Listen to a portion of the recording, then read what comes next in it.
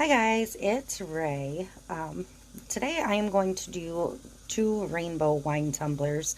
These are 12-ounce wine tumblers from Maker Flow Crafts. I only had the two of these, so I'm just going to do them as a set and see how I like the cup itself. I'm going to do side by side the same thing. I'm going to use the DIY epoxy art resin, artisan art epoxy, excuse me. I mixed up 30 mLs of that. I've been telling myself I needed to try one of this type of alcohol ink with this resin. I do struggle with this resin. It is cold here in New York right now, and this is extremely thick, and it gets super bubbly when I mix it because of temperature, I'm assuming. So I'm going to use Tim Holtz Gumball. I'm going to rattle these off as I open them. Tim Holtz Crimson for my red. Tim Holtz Valencia for my orange. I'm going to use the little bit of Pinata Sunbright Yellow I have left for my yellow. I really need to get some new yellow ink, and I just haven't gotten it done yet.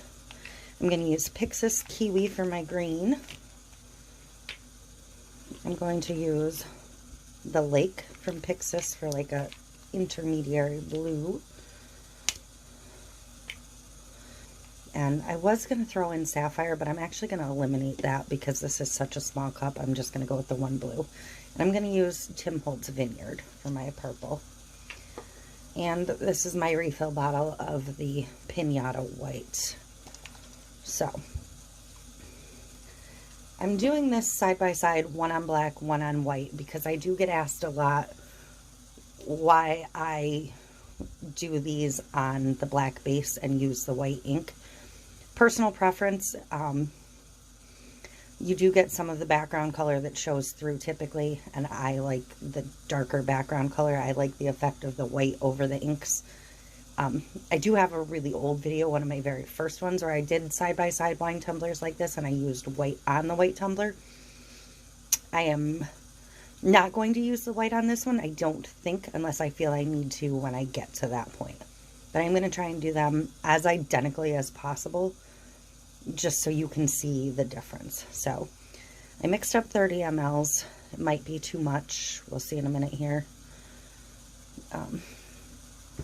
I am working over a cutting mat, and I am wearing gloves.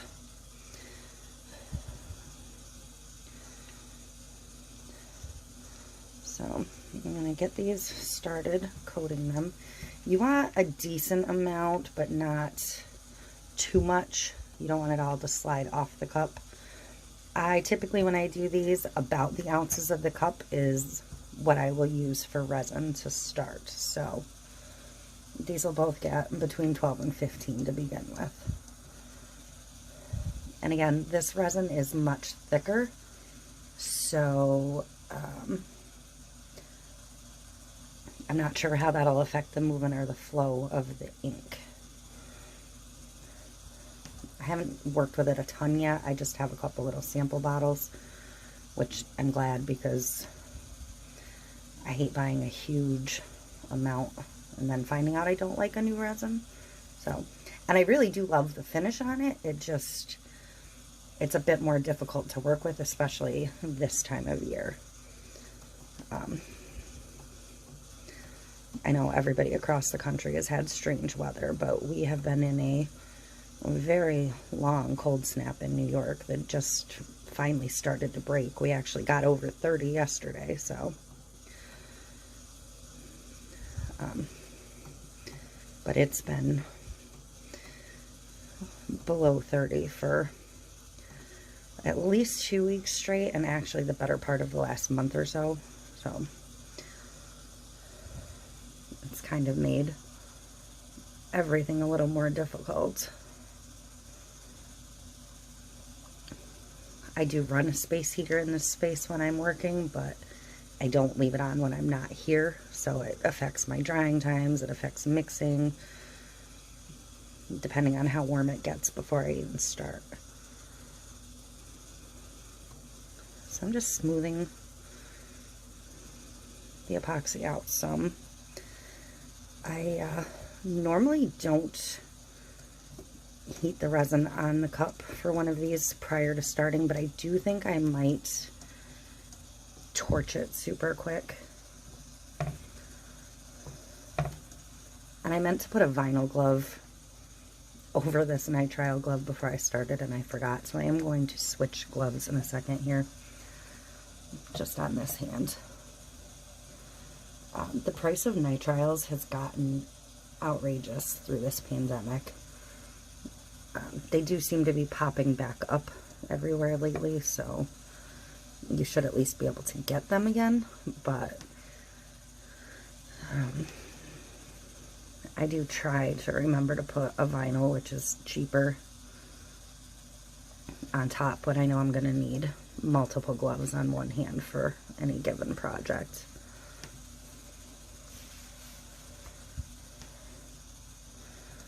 So, alright, that should be pretty good. So, let me swap out real quick.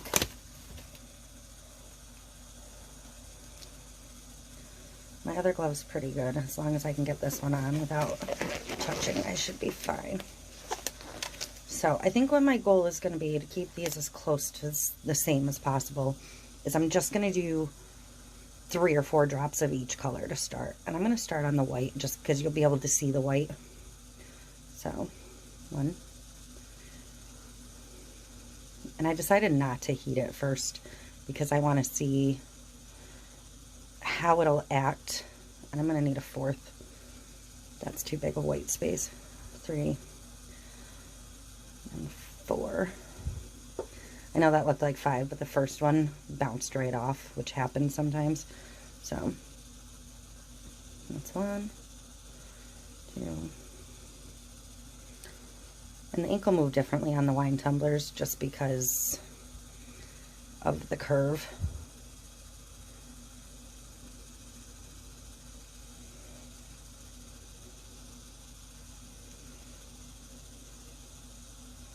And I'm not actually going to sit here and count to 4 every time. I'm just going to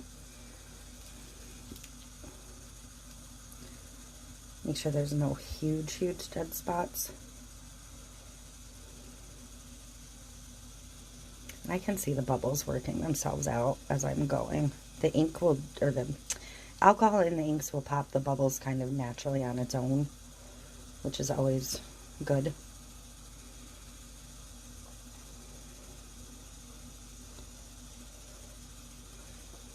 And I am very, very low on yellow, so hopefully I have enough to actually get through this.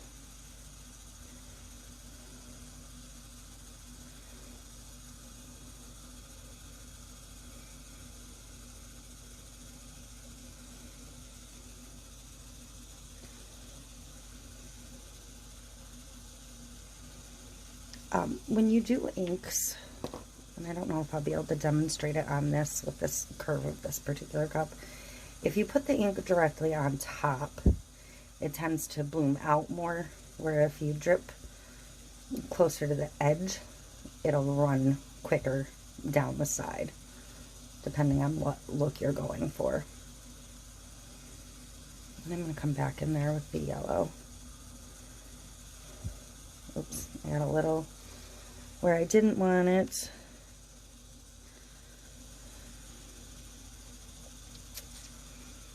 I can't tell if that's yellow or green. I don't think I put any green on this side yet. I'm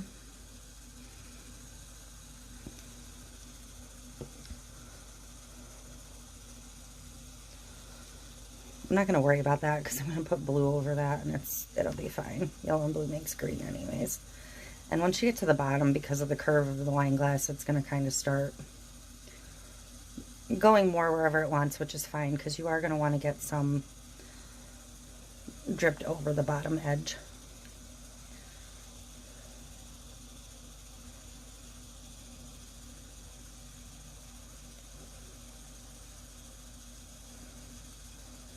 Because you don't want your bottom to be uncolored.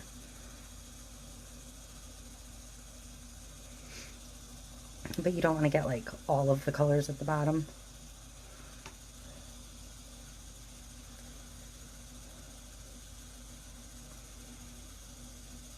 And see, I really did end up with a room where I could have come back in with that sapphire, but that's all right.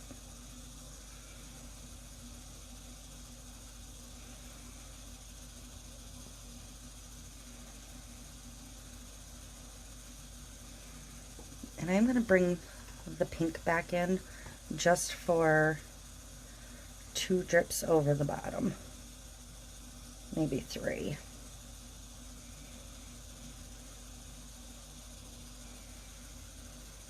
Okay, so this one I'm just going to let spin a minute. This one I'm going to come back in with the white now. And I did just touch that to the cup, so I'm going to wipe that off immediately. And don't forget to drip some of your white across the bottom.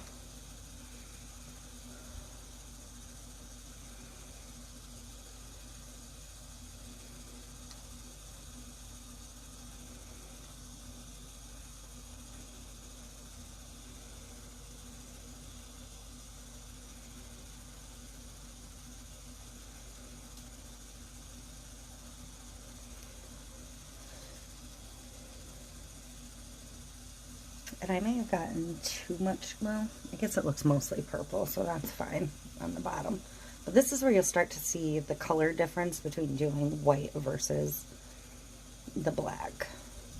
So I'm going to come back in with a couple drips of color in a couple of spots, just where I want a little bit more of the color to swirl when I hit it with the heat.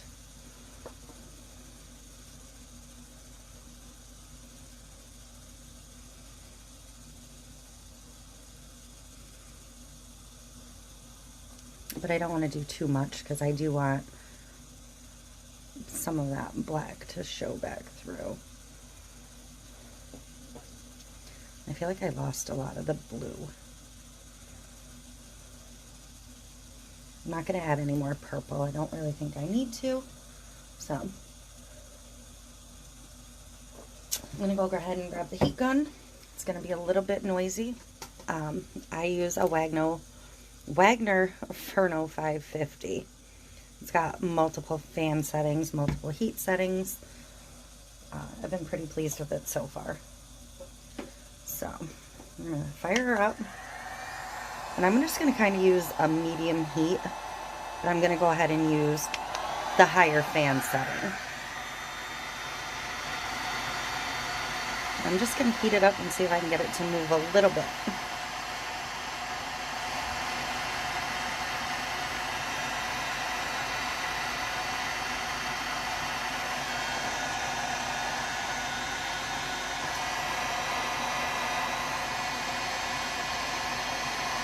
I don't want it to move so much that it gets muddy or I push it all off. Again, this resin was much thicker to begin with, so it might take a little more coaxing to get it moving the way I want.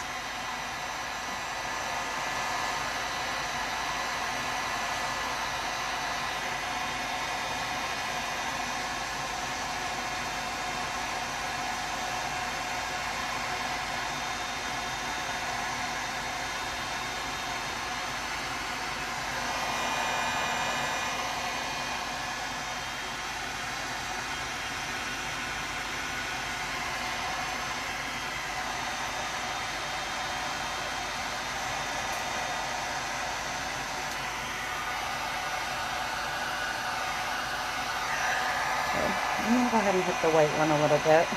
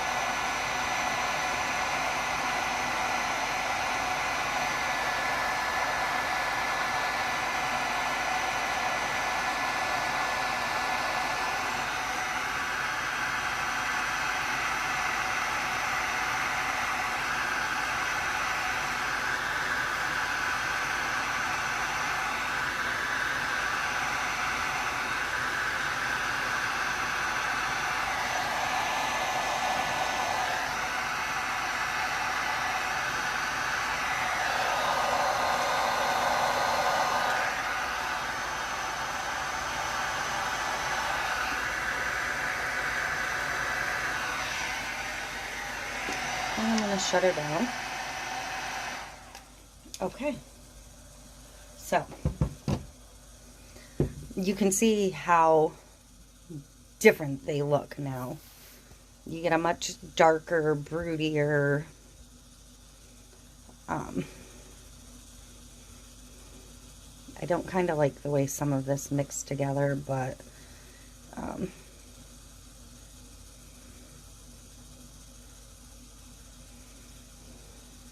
it's actually going to look cool when it's done anyways. I just put a couple more drips of the yellow on to see if it would pick up a little bit more. But you get some of the black coming through. So you just get a very different look on the black base. I have an air bubble blowing down here. I'll keep an eye on that and see if that was just from the heat or if it's going to continue or if it's done. So brighter, somewhat less mixed on the white base, and kind of darker, broodier, just different on the black base. So you can do it either way. You're just going to get two very different looks, and it really depends on what you're going for. Inks almost always pull away from the top, so the black one's going to have more black showing on the top. The white's going to end up with more white showing. But I don't mind that, where the black comes through. I have no idea if I'm going to decal these at all, or if I'm just going to leave them as is. I'll decide later. But for now, I'm just going to let them go and clean up my inks here. And I am going to watch for a couple minutes for these bubbles for whatever reason. It may be because it's so cold out. When I spray painted my cup, I may be having a little off-gassing. And I'm going to keep an eye on this one, that it doesn't get a bubble at the bottom, because a lot of it did slide this direction. So I may actually tilt the cup a little bit this way for a little bit, and then drop it back down. But total personal preference, black base, white base, you decide what look you like better. Run yourself a side-by-side comparison and see what you prefer. These tumblers are almost too small for this rainbow look, but I wanted to do the full rainbow just to give you a better visual on how the different colors look over the different bases. So they did mix a little bit more than I would have liked again, but it's still pretty cool looking. I really like some of what this one did. I like the way the orange is sneaking through here. So, if you get any void spots, and I'm not seeing one, so I can't show you how to fix it. Usually I get at least one, but I'm going to kind of look. A void spot you'll notice is where your resin and your ink pulled away from the cup a little bit. And it'll look dull because it'll be almost pulled back down to the paint. But I'm not seeing one on here. I'm going to grab another cup that's over here still. This one I haven't finished, but this is what I'm referring to, where it pulled away. If I had caught that, I could have dipped my finger in and swished it around a little bit and filled it back in and kept an eye on it. These voids will recover on the next coat when I finish that cup, but if you can catch them when they're at this point, try to.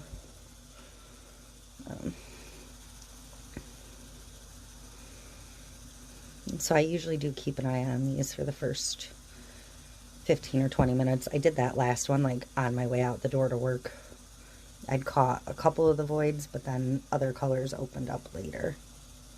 So that's it. If you have any other questions or comments, let me know. I'm going to come back in a little bit and just show you how they look after they've been spinning for a while. So I will be back. Okay, these are off the turner for now, and I have to figure out what I want to decal them with, if anything. So this one's very, very bright, obviously, because it's over white. So it's the pure color of the inks. But I wanted to point out that you may get a little bit of this cell and lacing type stuff on the white base, but you don't get a ton of it, and you don't get it with all the colors. Just a little bit here and there you might see. On the ones I use the white with, you'll get more of it and a lot of visual interest throughout. So the colors on this one are still really pretty, just darker, and I did end up with one of those little void spots. This one's not too bad, but I think that's the only one I got on this cup, but it's still cool. It's not enough to wreck the cup by any means, but there's your difference in black base and white base. Two very, very different cups, exact same technique, side by side. So I'll figure out how I want to decal these at some point, or if I'm not going to decal them, I'll just give them another clear coat, and then they will be good to go. If you have any questions, let me know. Maybe sometime I'll do another side by side with just specific colors or something. But for now, this was just a quick, easy way to overview the difference between the black and the white.